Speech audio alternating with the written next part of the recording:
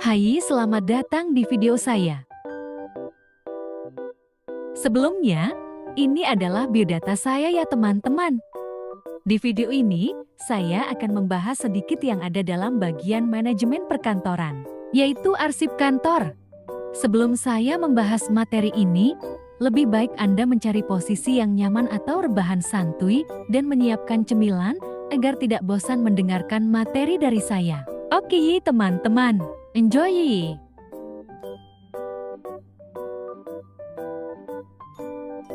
Arsip adalah kumpulan warkat atau surat menyurat yang dibuat atau diterima oleh lembaga, pemerintah atau swasta perorangan yang disusun menurut sistem tertentu karena mempunyai kegunaan agar saat diperlukan mudah untuk ditemukan dengan cepat dan tepat.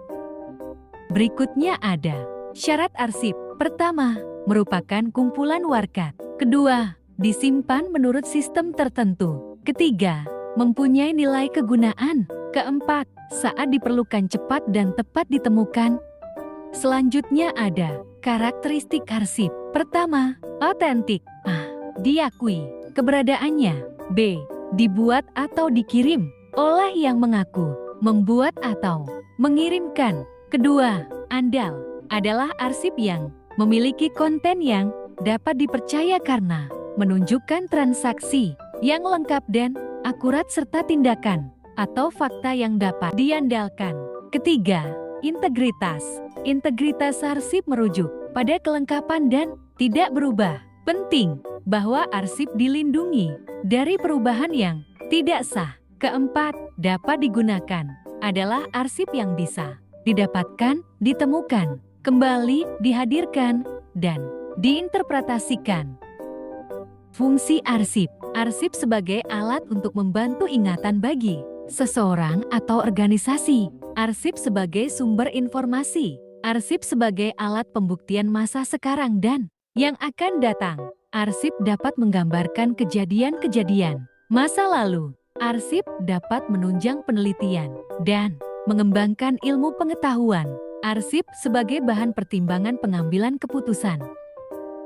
Penggolongan arsip. Arsip dari segi bentuk fisiknya, arsip dari segi masalahnya, arsip dari segi pemiliknya, arsip dari segi sifatnya, dan yang terakhir yaitu arsip dari segi fungsinya.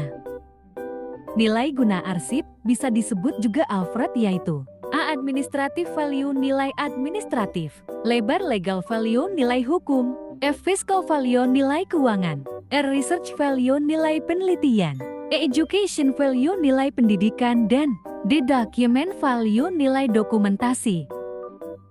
Berikut macam-macam arsip. Pertama, menurut tingkat penyimpanan dan pemeliharaannya. Kedua, arsip primer dan arsip sekunder. Ketiga, arsip sentral dan arsip unit. Keempat, makro dan mikro arsip. Kelima, arsip abadi, arsip dan tidak abadi.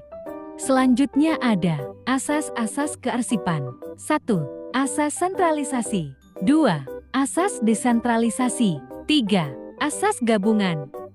Pertama, asas desentralisasi, yaitu penyelenggaraan arsip yang dilakukan di masing-masing unit. Semua bagian yang ada dalam organisasi mengurus arsipnya sendiri-sendiri. 2. Asas gabungan, yaitu penyelenggaraan arsip dengan memadukan kebaikan azas sentralisasi dan desentralisasi, sehingga kelemahan dari kedua azas dapat dihilangkan.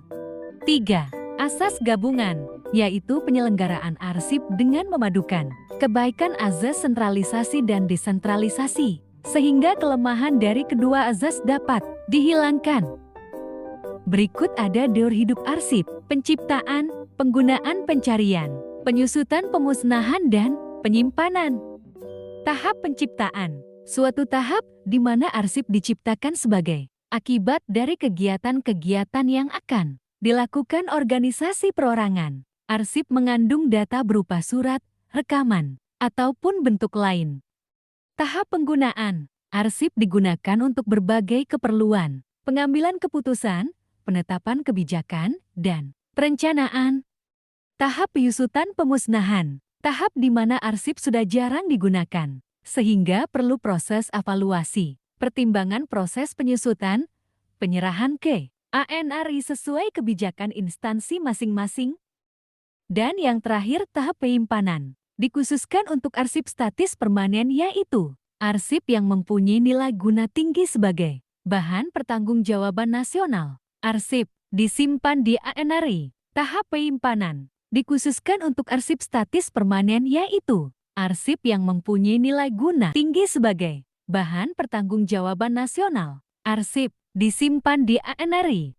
Selanjutnya ada peranan arsip. Pertama, alat utama ingatan organisasi. Kedua, bahan atau alat pembuktian bukti otentik. Ketiga, bahan dasar perencanaan dan pengambilan keputusan. Keempat, barometer kegiatan suatu organisasi mengingat setiap kegiatan pada umumnya menghasilkan arsip. Kelima, bahan informasi kegiatan ilmiah lainnya. Dan yang terakhir ada tujuan arsip untuk menjamin keselamatan bahan pertanggungjawaban nasional tentang perencanaan, pelaksanaan dan penyelenggaraan kehidupan kebangsaan serta untuk menyediakan bahan pertanggungjawaban tersebut bagi kegiatan pemerintah.